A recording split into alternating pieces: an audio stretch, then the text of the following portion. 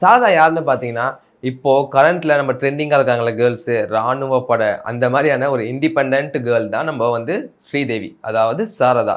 சாரதா வந்து பார்த்தீங்கன்னா, bolt character, யாருக்கும் பயப்பட மாட்டாங்க.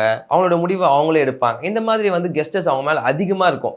நம்ம கெஸ் பண்ணிக்கிட்டே போகலாம். இத பார்த்த கமலுக்கு ஸ்ரீதேவி மேல, சாரதா மேல ஒரு பெரிய ஆசை ஏற்படுது. அதே வேளையில பார்த்தீங்கன்னா, சாரதாவும் விழுறாங்க. சாரதா ஆனா காதல் வயப்படுறாங்க. அந்த காதல் ரொம்ப அழகாவே இருக்கு. கமல பொறுத்தவரைக்கும் பார்த்தீங்கன்னா, முழு நோக்கமே அவங்கள கொலை பண்ணணும் தான். ஆனா சாரதாக்கு அப்படி கிடையாது. இவன் தான் நம்மளோட லைஃப் பார்ட்னர். இவன் தான் இவன் கூட தான் நம்ம வாழணும். நம்ம வாழ்க்கைக்கு ஏத்த ஒரு தலை சிறந்த ஆள்ன்னு யாருன்னு பார்த்தீங்கன்னா, இவர் தான் சொல்லிட்டு இவர ரொம்ப நம்பி கூடவே இருக்காங்கங்க. அதே மாதிரி பார்த்தீங்கன்னா, சாரதாக்கு அத தாண்டி வேற எதுவுமே தெரியாது. யாருக்கு? சாரதாக்கு மட்டும் தான் சொன்னேன். ஆனா தியேட்டர்ல படத்த பார்க்குற ஆடியன்ஸ்க்கு கமல் யாருன்னு தெரியும். நெறைய பார்த்தீங்கன்னா, ஆடியன்ஸ்க்கு தெரிஞ்சிருக்குங்க. இப்போ இந்த இளையராஜா, பாரதி ராஜா, கமல் இந்த 3 பேருமே புகழ் உச்சியில இருக்காங்கங்க. இந்த 3 பேருமே ஒண்ணு சேர்ந்து வொர்க் பண்ற ஒரு ஃபிலிம்ல இன்னொருத்தரும் பெரிய வேல பார்த்திருக்காரு.